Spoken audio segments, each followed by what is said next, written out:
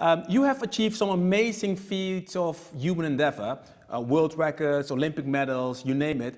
How did you get there? And the second question I have is, what from your experiences can be applied now in these times of COVID-19? Oh, how did I get there? Well, I think most people that ultimately end up with a period of success in their lives will normally always ascribe it to a period of learning, understanding, regrouping, and sometimes adversity that comes from defeat.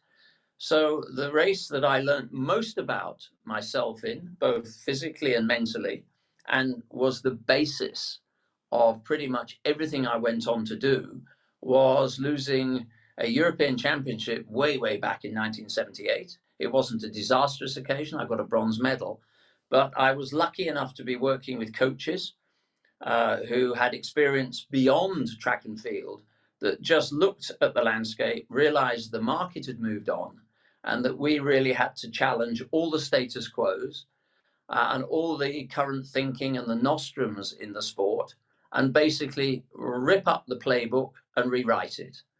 And for the best part of 2 years, where we faced criticism for doing it differently, criticism for daring to do something in the first place that didn't come off. And then when you get the continued success, then it becomes predictable and you've become boring and you've sort of taken the emotionality out of it.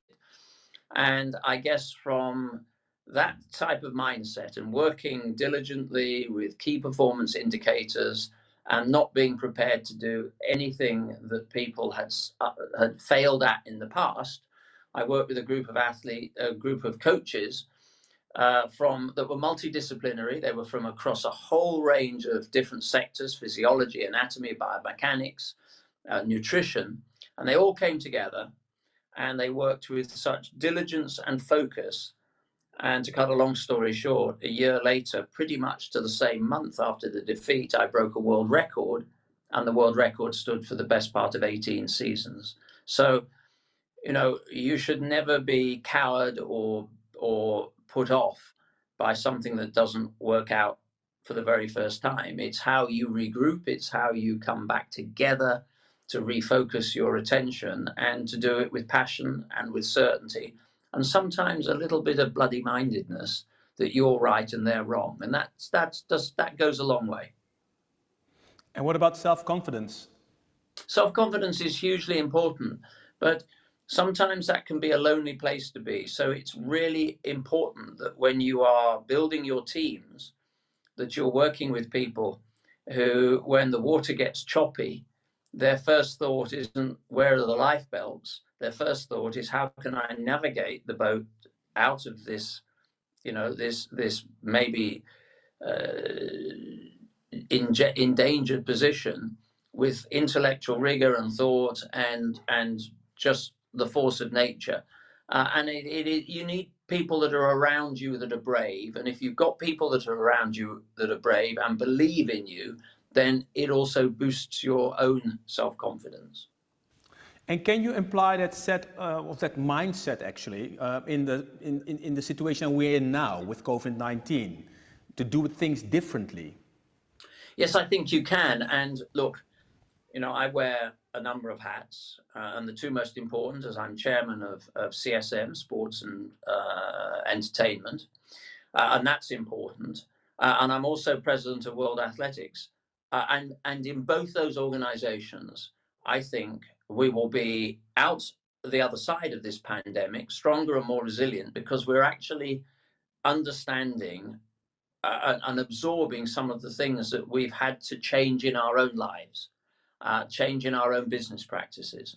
And it's a very interesting concept, because everybody is saying this is very unusual, that we're working remotely, we're working from home, we're not working in tight-knit units anymore, but we are working effectively. But of course, I would remind everybody that thinks that this is new to them, and the technology that may be new to them, to remember that the athletes have always worked remotely.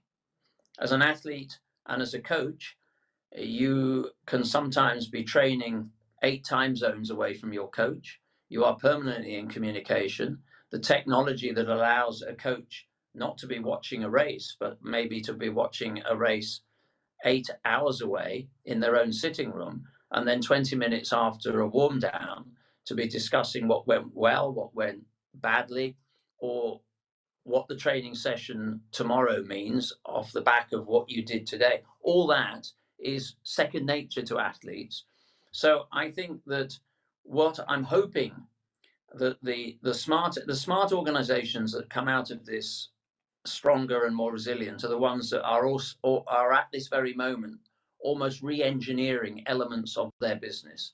So of course you have to focus on the immediacy of managing through an extremely difficult, turbulent time, but some of those teams also need to be given the opportunity to think about products and ambitions that they can literally bring to market when everything comes back to normal, because it'll be those businesses, it'll be those sporting organizations that have a head start when we do leave this, enter the post-pandemic world.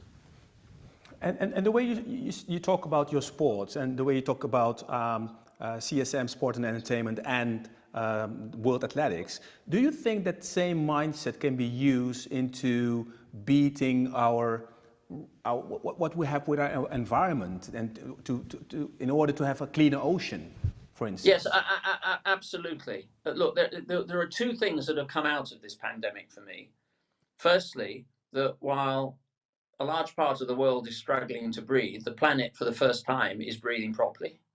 If you look at our large cities, you look at India, you look at China, you look even at London, we have reversed, because we've reversed some of the air cleanliness for the first time in 40 years.